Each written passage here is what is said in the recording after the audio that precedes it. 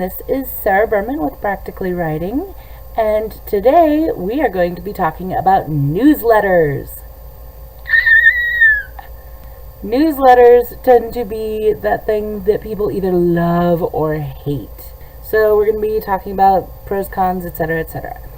To start out with, let's really define what a newsletter is.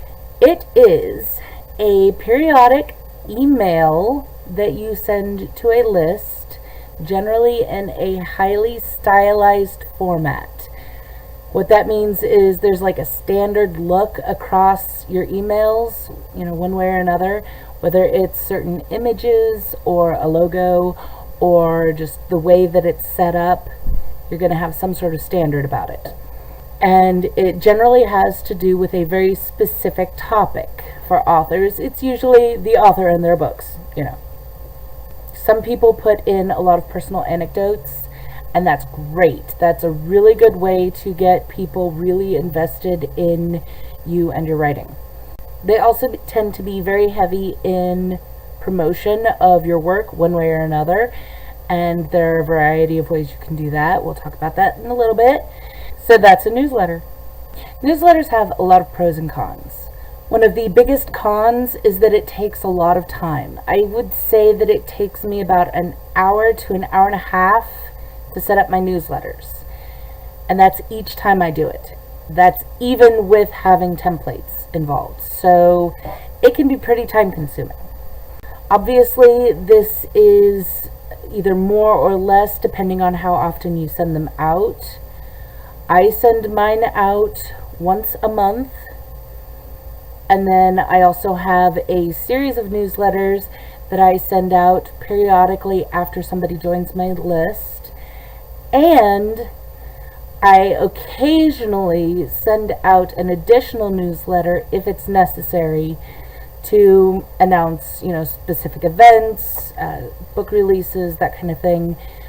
If the book release or whatever does not fit in with the standard schedule that I have set up for my newsletter.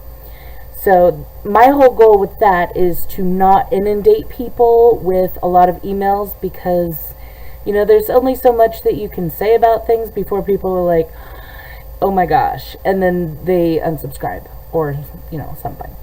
The second big con is that newsletters require a mailing list, and if you want a good newsletter list, then you need to convince people that they want your newsletter in the first place. So we're talking about voluntary signups. There are a variety of ways that you can do this. You can always have a sign-up form at every event that you do so that people can put down their emails and you can add them to your email list manually. This is a little iffy. There are newsletter builders in which you get a lot of people who are participating in the same builder list, and people either sign up for the whole group or for individuals within the group with the promise of some sort of giveaway just for going through this process. So those are some really effective ways to build your newsletter list. Mostly it's just making it available to the people who like your books, which is a little odd because you're trying to get people to like your books through the newsletter list, but you need to focus on those people to build your newsletter list. Yeah, it's the third thing that's kind of a con is that there are a lot of platforms to choose from in terms of building newsletter lists.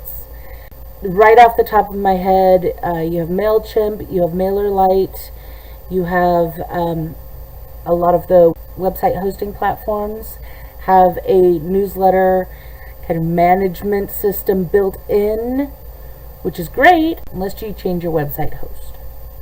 Once you get into significant numbers, it's going to cost you no matter which system you use.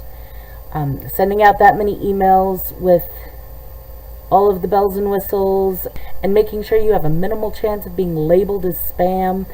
All of that it's very valuable, and you're going to pay for it. The pros of having a newsletter are pretty straightforward. No matter how much you get into social media, no matter how much you put into advertising, etc., the number one way to consistently sell your work is to have an email list of people who are already interested and or fans. Somebody is either interested in reading your books or already has read your books, and when you have a new book out, those are the people you're hitting up. That's what a newsletter list does. The other thing is, no matter how many algorithms Facebook makes us jump through in order to actually get people to see our posts, no matter how difficult it is to get, our ads just right, etc., a newsletter list is always going to hit the people directly. You're not going through hoops. You're not hoping that everybody sees it. You're not waiting for them to interact just so that they get boosted on the algorithm and have a 25% greater chance of even seeing what you're putting out there. They're going to get it. It's going into their email box. It's a guaranteed getting it in front of their eyes system. So let's talk about those email list hosting sites. The two big ones right now are MailChimp and MailerLite. It changes so fast. You have new things that come up. You have things that, fall out of business, whatever. So make sure you do your research. You're going to prioritize certain things over what another author would prioritize. In terms of services offered, I have to say I've researched MailerLite, I've researched MailChimp, and they seem to be virtually neck and neck in terms of what services are available. MailerLite is a little bit cheaper, but they start charging you sooner. What that means is there's you get a cluster of emails for free. For MailChimp, that is 2,000 emails a year. So you can send one email to 2,000 people, or you can send 2,000 emails to one person, or you can send 1,000 emails to 2 people, or 2 emails to 1,000 people. All of it's free. You get 2,000 emails. For MailerLite, it's 1,000, and then they start charging. However, the charges for MailChimp versus MailerLite is cheaper. I personally use MailChimp. I don't find the cost difference really significant. It's like a difference of $10 a month, I think, at this point. Essentially, the fact that I have all of my scheduled emails, I have all of my templates, I have my whole email list and everything like that all set up already in MailChimp. It's like, is it worth $10 a month to switch that over? Not right now. No, it isn't. So that's why I choose MailChimp. But make sure that you need to know what is important for you. Both of them, like I said, have the free portion of their services. So make sure you play around with it. Make sure you see what they have to offer at what price ranges, etc. They both do have services that are not available unless you pay, but the vast majority of their services are available at least to see, if not to actually use as unpaid. Now, this advice also applies to any newsletter email list service that you might have available through your website platform. I use Wix. Wix does have an email list. I actually started my email list before I got my website, so I didn't worry about that. While you're shopping around, you really dig in, play around, see what you like, see what things offer, at what prices. Almost all of the sites have the import-export function for the entire email list. You're not going to lose your entire email list if you switch platforms. It's just a little pain in the butt. Aside from the actual marketing stuff that you can do with your newsletter list, and I totally suggest that you sign up for a few newsletters if you haven't already. See what you like, see what you don't like. Mimic those newsletters. If you like it when they tell you little, personal anecdotes, do that. If you like it when they have, nice flashy graphics, do that. Mimic the things that attract you. Generally, the author is virtually the ideal audience for their own books, so, you're a pretty good metric by which to figure these things out. If you like it, there's a pretty good chance that other people who are going to be in your audience will like it too. Even though it seems kind of duh in retrospect, it has to be said. Always, always, always promote your work. And it doesn't have to be a huge thing. A little chain of social media links at the bottom of your newsletter, a hyperlink within the text, an image of your book cover that is linked to your Amazon page, something, anything. Because people, you never know what's going to trigger that final, I'm going to get it. So give people the opportunity to get it. Yeah. I've given you a lot of information in, kind of a general fashion. So you can stay pretty busy with this for a really long time. But there are some other things that I really want to bring up when talking about these newsletters and these email list platforms.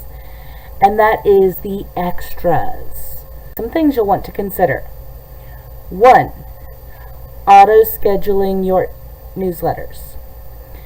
Now, what this means is you have a series of 1 to a billion, whatever, newsletters that get sent out in a staggered fashion, like not all at the same time, come on, in a staggered fashion based on certain things that happen in your email list.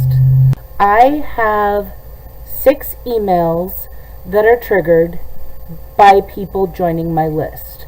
This is whether they sign up for it or whether I add them to the list. No matter how they join the list, they immediately start getting these newsletters. And I have it staggered over the course of 27, 28 weeks, almost 6 months. What is that, 6 months? Yeah, about 6 months. So it's not like, boom, they get spammed. The first one, oh, you signed up for my newsletter. Here's your freebie. Always offer a freebie. Some people are really particular about the freebie. I've had people tell me that they're leaving my newsletter list because my freebie is currently a sample. I'm actually working on getting a short story formatted to have that as my freebie, but in the meantime, you get a collection of samples, essentially. But you want to give them a freebie of some kind. A short story is beautiful. A novella, generally the first book in a series, if it's not like too much. Once I get the entire Runespells series published, it's a 9-book series. Sure, I'll put the first book up as a freebie for that. Not a problem. There's a potential of 9 other sales for each one I give away. Yeah. Some people do the freebie through a, like an actual in-text short story situation. So like you're reading through the newsletter and it's a short story at the bottom. Woohoo! I like to keep my stuff like really short. I don't like it when, people have to scroll. I don't like doing it. I don't like it when other people have to do that. I'm a big fan of links. So you want to know whether or not the platform you're using is going to be able to link well. You want it to link well to emails, you want it to link well to websites, and you want it to link well to files. So you can either have it as a file, or you can have it as, like a lot of people use things like BookFunnel or InstaFreebie. They have their books on there. It's not publicly available, but there's a link where you can send people to download what you have in a variety of formats. Usually it consists of PDF, Mobi, EPUB, and maybe something else. No matter what format they are reading ebooks in, they should be able to find the one that works for them. My second email in this scheduled series is like, hey, did you get your freebie? How's it going? How's the reading? Now, the really funny thing is, I made this really short and conversational, and it completely blows my mind how many people actually respond to my emails, to this newsletter, and, like, tell me. Like, I'm asking all of these questions that, I was like, oh yeah, they're rhetorical questions. Oh no, people actually answer them. And I respond every time because, you responded, I love you. Instant love, okay? Instant love. The third one is, hey, have you finished the free read yet? Make sure that you leave reviews. It's a reminder to people that when you read an author's work, leave a review. Just go right ahead and do that. Love ya. Leave a review.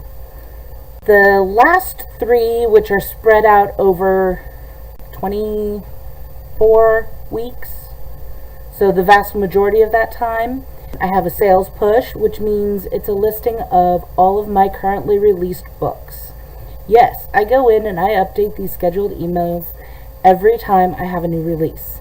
Do it. It doesn't take that long.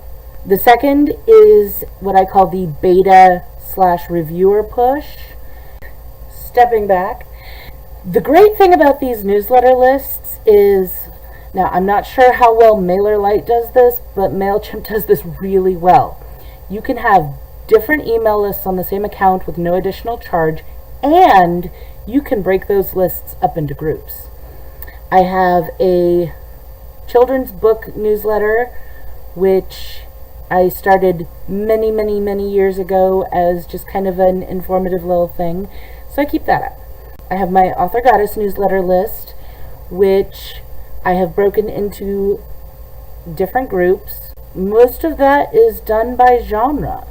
I write in a lot of genres. I know that not everybody is wanting to participate in all those genres, so, if people don't want romance, fine, I'm not sending them romance.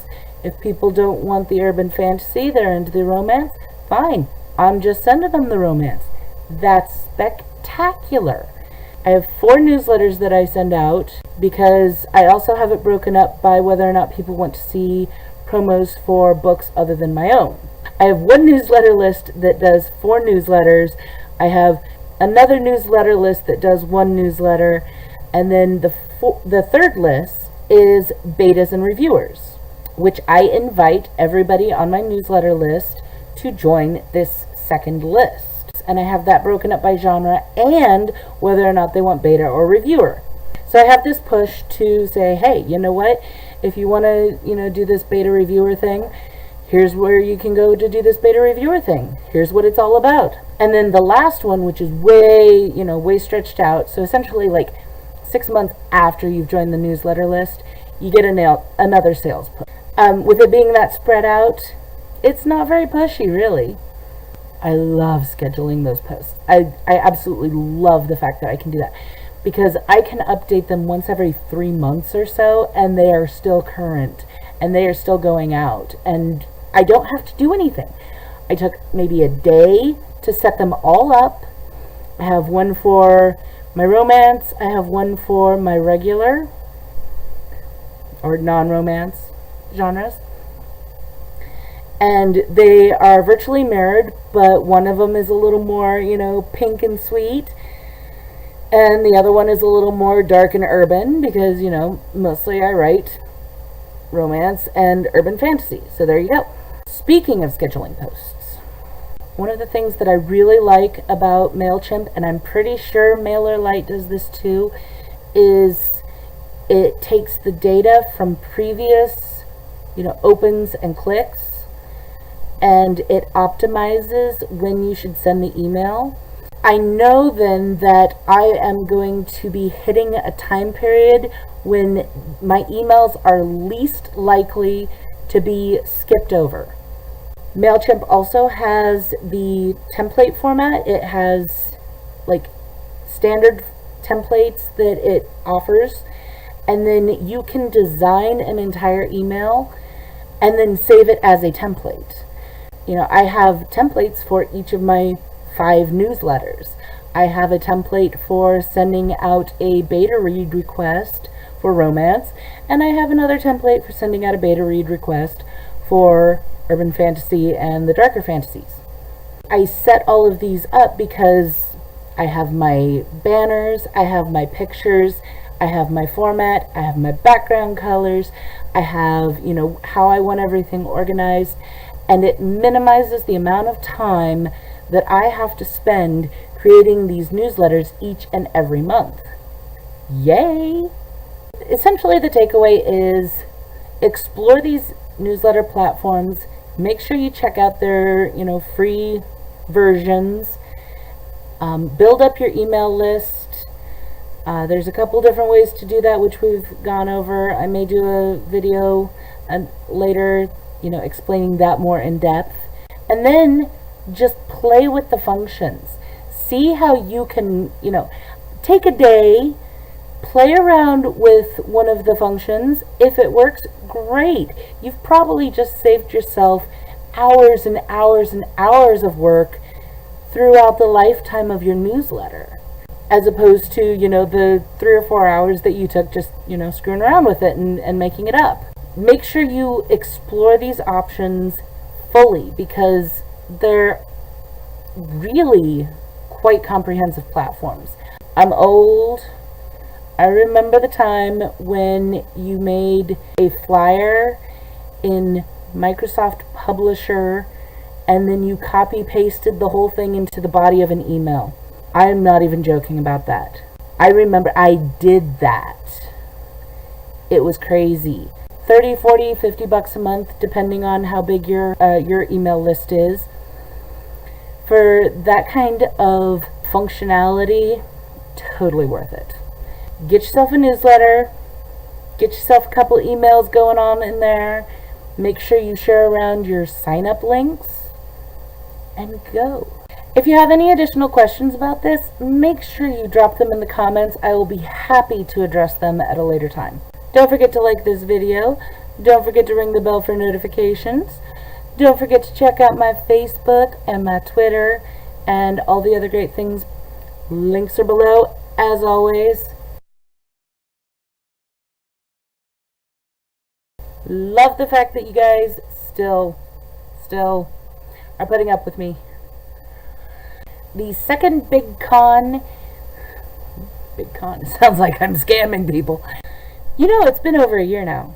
I have been doing this for a year now. It's crazy. Let's talk about that first. Oh, wait, I forgot pros. Dang it. I love it. Fly, little birdies. Fly from the nest. That doesn't look like a bird.